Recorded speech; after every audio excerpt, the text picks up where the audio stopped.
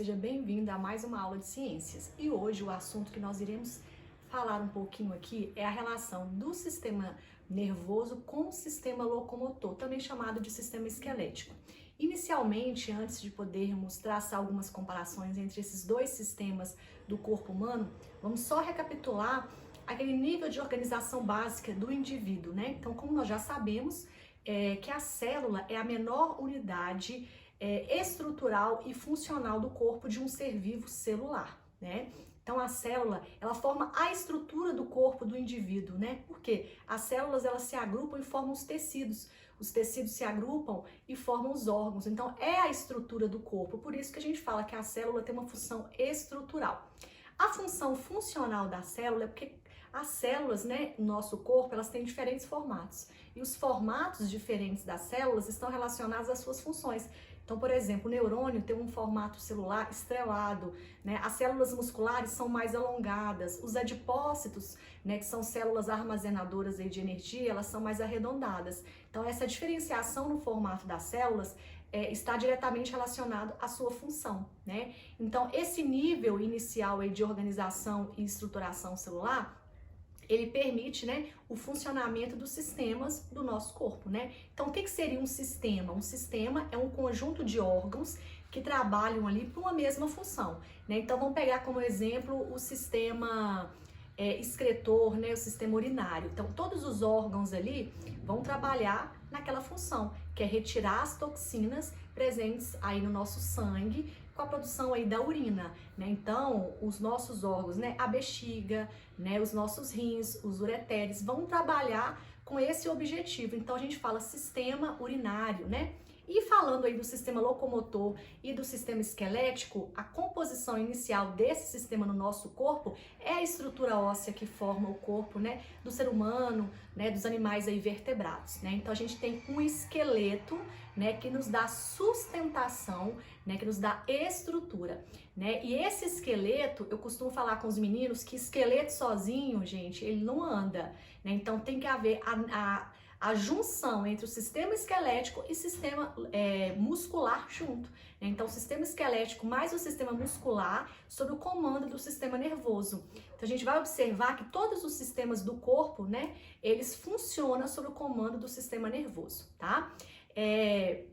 Inicialmente, os nossos ossos têm uma função primordial na sustentação do nosso corpo, né? Permitir que a gente tenha, né, essa postura bípede, que a gente consiga se deslocar, né, junto aí com a associação muscular. Porém, os nossos ossos, né, têm inúmeras funções além, né, da função inicial, que é a sustentação.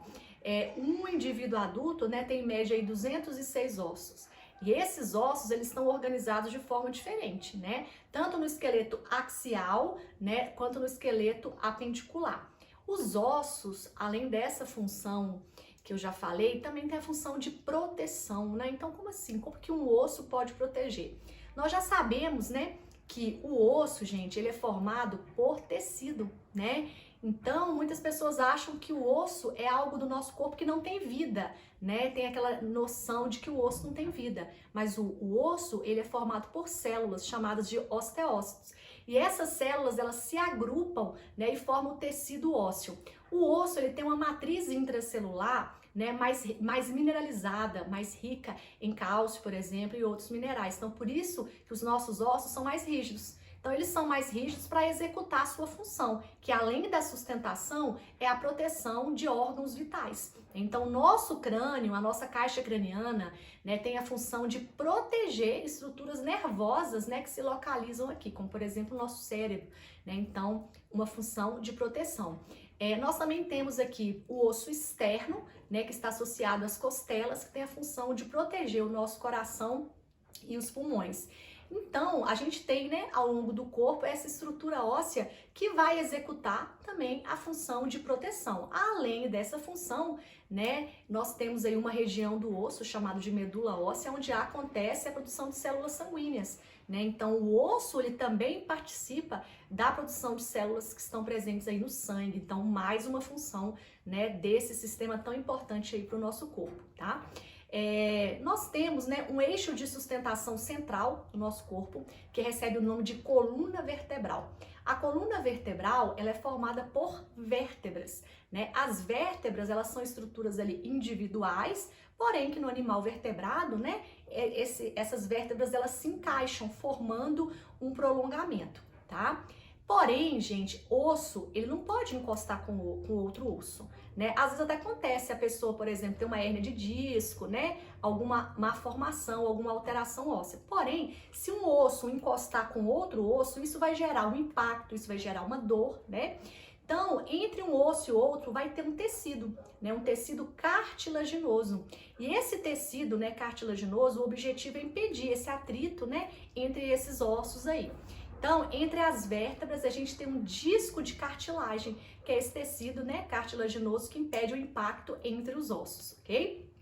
E além disso, as vértebras, elas, né, estão formando aí uma estrutura de sustentação também no nosso corpo, porém ela tem um orifício oco, né? Quando elas estão encaixadas ali, a gente percebe um orifício oco. E nesse orifício vertebral passa a medula espinhal, ou a gente também vê o termo aí medula espinal, né? Então, essa medula, muitos alunos confundem, né, medula óssea e medula espinal. Essa medula, ela faz parte do sistema nervoso, né? Então, é uma estrutura que pertence ao sistema nervoso e é super importante, né? Tem uma função primordial, né? Porque ela vai ser a ponte de comando ali no nosso corpo para a execução de movimentos no nosso esqueleto apendicular, que são os braços e as pernas. Então, quando a pessoa tem um acidente, por exemplo, e ela lesiona, né, essa medula, a pessoa pode perder aquele movimento, né? Então, por exemplo, se a lesão, ela é uma lesão cervical, né, na região aqui do pescoço, então, pessoal, se essa pessoa, ela tem um acidente e ela abala, né, a estrutura aqui, por exemplo, na região do pescoço, que é a região cervical, né, e essa medula espinhal, ela é abalada, sofre algum impacto, essa pessoa pode perder os movimentos dos braços e das pernas, né? Então, ele vai ficar tetraplégico. Agora, se a lesão é uma lesão lombar, por exemplo, né, mais aí na parte das costas, ela pode ficar paraplégico. O comando, ele vai continuar saindo ali do sistema nervoso e ele chega até os braços. Porém, a lesão que aconteceu ali na medula espinal vai impedir, né, que a propagação daquela comunicação nervosa ali chegue até nos membros efetores, como por exemplo, né, o caminhar da pessoa. Ela não vai conseguir caminhar, né, porque aquele comando não vai chegar, por exemplo, nas pernas, né? Então, a medula espinhal, ela é uma estrutura muito importante e muito sensível, por isso que ela fica alojada, né, na coluna vertebral entre as vértebras. Então, mais uma vez, os ossos, né, fazendo essa função de proteção ali. Então, como eu falei inicialmente, o tecido cartilaginoso que está entre os ossos, vamos imaginar que seja esse papelzinho verde aqui. Então, esse tecido, ele tem a função de evitar o atrito ósseo, né? Então, aqui eu tenho duas estruturas ósseas e o tecido cartilaginoso, ele fica no meio desses ossos, como se fosse esse papelzinho verde. Então, vai evitar o atrito ósseo ali, né? Mas, então, esse disco de cartilagem, além disso, né, de evitar o atrito ósseo, tem a função também ali de permitir, né, uma sustentação, uma estruturação ali da coluna vertebral, ok? É importante também salientar que o nosso sistema esquelético, né, ele recebe o apoio aí, né, dos nossos músculos, né? E os nossos músculos também trabalham, né, juntamente com o sistema nervoso. Então, a gente realiza algumas ações no nosso corpo que são ações voluntárias. Ações voluntárias são aquelas que eu, né, decido realizá-las. Então, por exemplo, levantar o braço, chutar uma bola, né? Então, os meus músculos estriados esqueléticos, né, que estão ao redor, né, dos meus ossos aí, do meu esqueleto, ele vai contribuir para a execução desse movimento que vai partir da minha vontade. Então, é uma ação voluntária. Mas também nós temos aí órgãos do nosso corpo, né, formado também por um tecido muscular, como por exemplo o coração, né, que ele vai ter uma ação involuntária. Então eu costumo falar com os meninos assim, a gente não manda o nosso coração bater, coração bate, coração para. A gente não consegue, né? Porque o trabalho do nosso coração, como ele é uma bomba propulsora de sangue, é 24 horas por dia. Então ele tem um comando, né, de uma ação involuntária. Então no nosso corpo a gente tem músculos, né, e órgãos que trabalham de forma voluntária e outros que trabalham de forma involuntária.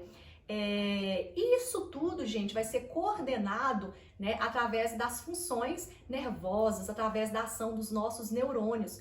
Os neurônios que se localizam aqui no nosso cérebro, eles têm funções específicas, né? Então tem um lobo responsável pela visão, pelo olfato, pela coordenação motora, né, pela área dos 5 sentidos. Então, os neurônios, eles ficam alinhados como se fosse um fio de telefone, porém, entre eles há um espaço, né, um espaço chamado aí fenda sináptica, que é o ponto de comunicação entre esses neurônios, aonde vai ser liberado ali substâncias químicas chamadas de neurotransmissores, né, essas substâncias aí que vão atuar, né, na propagação do impulso nervoso, que tem uma origem aí eletroquímica. Então, tudo isso, gente, acontece de forma muito rápida no nosso corpo, né? É quase até momentâneo, né? Então, se você olha para o lado, você sabe o que você está vendo, né? Você consegue identificar rapidamente um cheiro, né?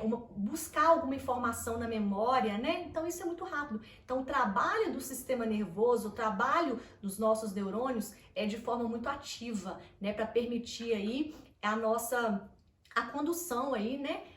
Dos órgãos do nosso corpo, né, do trabalho celular, né, isso é muito importante. E vale frisar que todos os sistemas do nosso corpo, como por exemplo, sistema muscular, sistema esquelético, sistema reprodutor, sistema endócrino, sistema respiratório, né, sistema imunológico, todos esses sistemas, né, eles trabalham juntos no nosso corpo, né, sob o comando do sistema nervoso. A gente é separado de forma didática mesmo para facilitar os estudos aí. Porém, todos esses sistemas juntos formam o corpo, né, do ser humano, o corpo aí do indivíduo. Então, essa foi a aula de hoje, né? Falando aí sobre o sistema locomotor e o sistema nervoso. Espero que vocês tenham gostado. Se vocês gostarem desse vídeo, dá um like no vídeo, compartilhe o vídeo, né, com pessoas, né, que também têm interesse nesse tipo de conteúdo e se inscreva no meu canal se você ainda não é inscrito. Um beijo grande para vocês, fiquem com Deus e até o próximo vídeo. Tchauzinho!